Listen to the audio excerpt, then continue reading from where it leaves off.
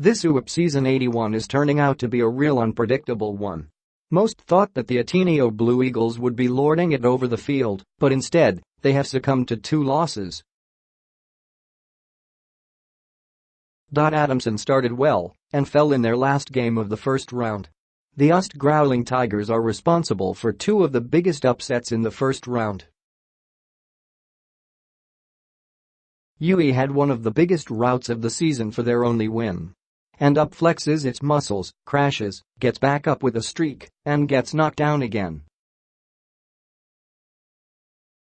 What a season! And here are some takeaways from the men's basketball games last October 10. That was upset day as UST felled UP, and FEU chopped Ateneo down to size. UST confirms it is headed in the right direction. Remember when UST, even with a small rotation, would be so problematic for opposing teams because they arguably had some of the best players in their respective positions under Pido Jarencio? They aren't at that just yet.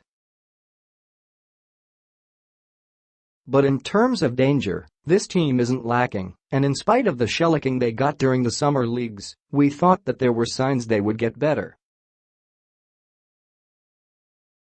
And in the weeks leading up to the UAAP, our thoughts were confirmed. Now the rest of the league knows that you cannot take them lightly. Without Steve Akomo, they blew the UP Fighting Maroons off the court from the near get-go with daring, terrific in-your-face defense, team play and scalding hot shooting. I think aside from the top play of CJ Cancino and Renzo Subito, a major factor here was the desire of Zach Wong. I'd say he started it with his tough defense and willingness to sacrifice his body to stop the opposing player. He grabbed rebounds he had no business of hauling down and hit big shots. Then Enrique Conan followed suit. Pretty soon everyone else was at it. Say what you will about Ateneo, but there is no denying he is a darn good coach. With 3 wins in 7 matches, they have bettered last year's 1-win finish, and with 1 more, will match the win total of the previous seasons under the former head coach, 4 wins.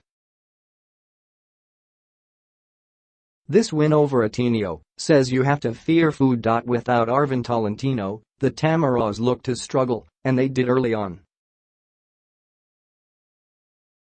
After Tab Baldwin pulled out the starters to bring in the bench, they were not able to sustain the energy and defense and they allowed FEU back in the game. Now, they still managed a 10-point lead at the half, but come the second half, they left their game inside the locker room because the Tamaros came out with renewed energy and played with a chip on their shoulder. The win is massive for FEU because that 3-game win streak places them in second place, 5-2, right behind Adamson, 6-1. Ateneo drops to third even at 5-2 because of the win over the other tiebreaker. Tams got huge outside shots from Hubert Connie, Axel Inigo and Wendell Comboy and crucial steals to take this win.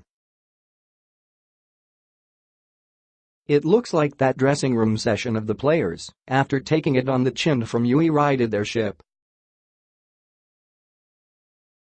For UP and Ateneo, they have to look within at what went wrong. Sure, you cannot win every game.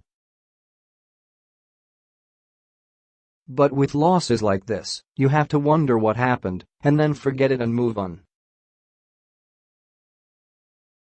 Either these losses make you better, or plant seeds of doubt. FEU came in with revenge on their mind to prove that they could beat Ateneo after last year's semifinals.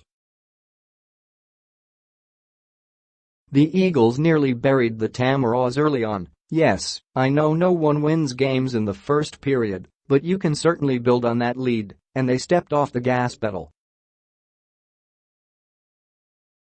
Furthermore, some players have only provided cameo appearances, but have yet to really show up. First round is done, gents. UST came in with a heart for ambush, and they accomplished that. Whether UP thought that UST would capitulate they only know. But looking at Paul Desiderio's face during the third period, there was this anger I have not seen. Unfortunately, they couldn't put us away. This will only make for an exciting second round.